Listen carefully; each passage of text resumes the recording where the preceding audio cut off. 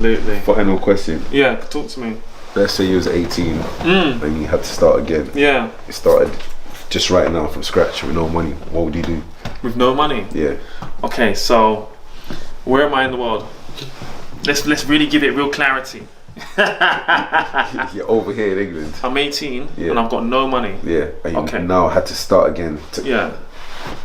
So before we talk about selling and doing any product or service, I just want to say first of all, your networks can be very powerful and also very financially rewarding. Yeah. So you don't always need to have a product or service in order to make money. Can we agree? Yeah. Yeah. So for example, by me referring somebody to you for your business, do you pay a referral fee?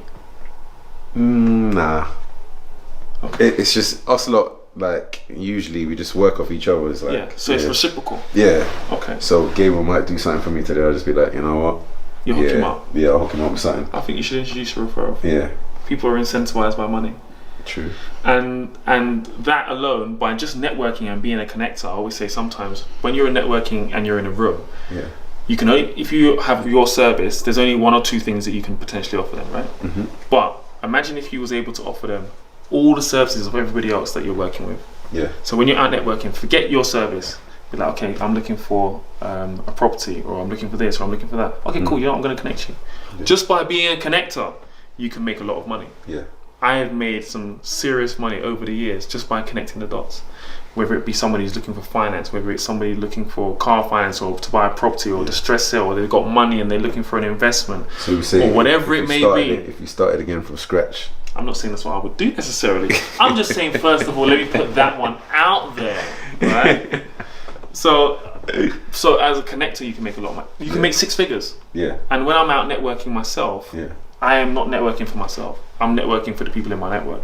Because it's far easier if someone needs fitness and nutrition, or if someone's looking for an accountant, if someone's looking for this. Like, I can service them with 500 different services, and then I can just say to them, not everything's going to pay a commission. Some of the things I might just do for love. Okay, cool. I'll hook you up with Chiz, or I'll hook you up with this person, no problem. And then what will happen, the reciprocal networking, whenever you see an opportunity, give it back to me, right? Yeah. But then on the other side of that is, okay, cool. You've got a yacht for sale, and that yacht is 6 figures, and I found your buyer, and there's 1% commission in it for me. Cool, you know what? I've just done so much work connecting the dots there. It's been so stressful. How about I get my 1% or my 2%, or whatever that number looks like, as a commission, right? And even I do this when it comes to property. Sometimes it's like, okay, someone's looking for a bridging finance. Okay, cool. You know what? Rather than me buy the property myself, let me just connect to you the dots, and I may get a 3% commission, I may get a 2% commission, whatever the number is. It's like, I provided you with finance and access to that money so you can buy your property. I've sourced the property for you, then I've organised the finance for you as well. And what have I done? What product have I sold? Nothing. I've just connected you with everybody. It's basically the perfect middleman. Yeah, you don't have to look at it like a hustler or wheeler dealer. You're just a good person.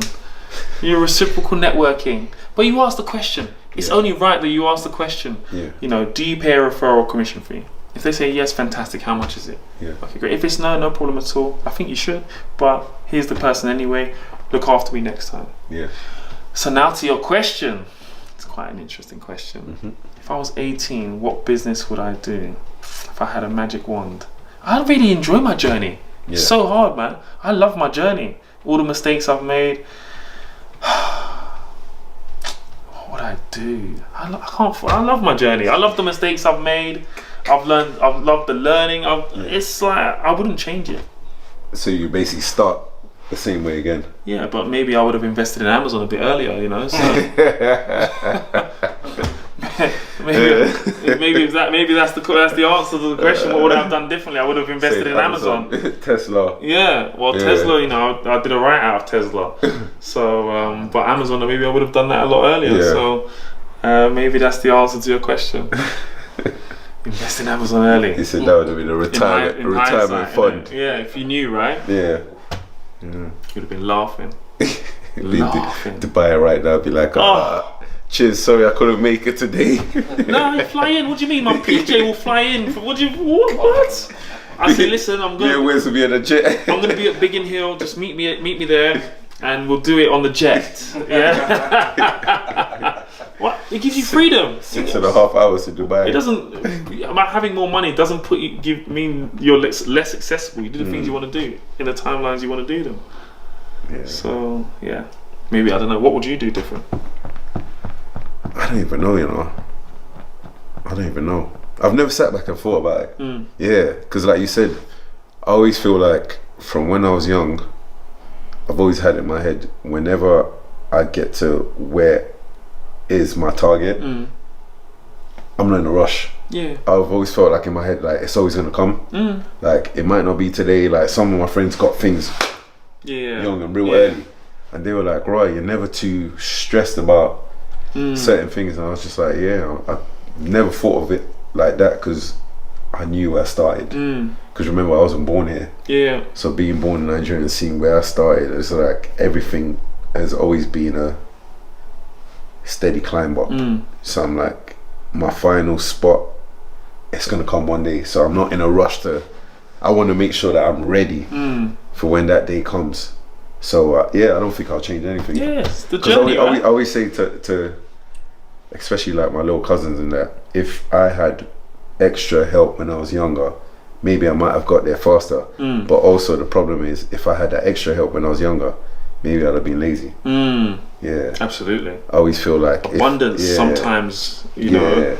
I always feel like that might have made me a lazy person. I might have just been like, oh. Your hustle's different. You've gone through. You've learned in a different way. Yeah, I'll be like, oh, my dad helped me, so now I don't have to do nothing. Yeah, and that's due to seeing some of my wealthy friends how they abuse money, and you're like, when you see the way they move, you're like, rah, by the time you have kids, if they're like a carbon copy of you, by the time they have kids, there's going to be no money left. No work ethic, no there's morals. There's literally nothing. They don't appreciate the value of money. They don't understand like what £10 is, like how anyone earns it. They literally like spend reckless. Like sometimes when I'm in West End and I'm out with them, I'm just like looking, thinking, rah, you actually don't know what you spent tonight. Yeah, like, it's wild. Like, because you've never had to do. Yeah, never had to work for it like that. Yeah. So I'm like, if your kids are carbon copies of you, they're gonna be the extreme version of you. Yeah. So by the time they have kids, it's gonna be like, start again. So what your dad built, it's gonna be like, it's gone. And they don't care about it in the same way. That's why I see when you get like some rich people say, oh, when they're gone, like Daniel Craig, James Bond, he said he's not leaving his wealth with his kids and all of that. Yeah. And I was just like, partly you feel like, oh yeah, that's rude, but then the other part you say, okay, but then it's his wishes as well. It's his wishes as well, yeah. He can do what he wants, and if he knows if they're gonna mismanage the funds, they're probably like, I hope this guy lives till he's 100. Yeah. So they probably get a trust fund. They get a trust fund.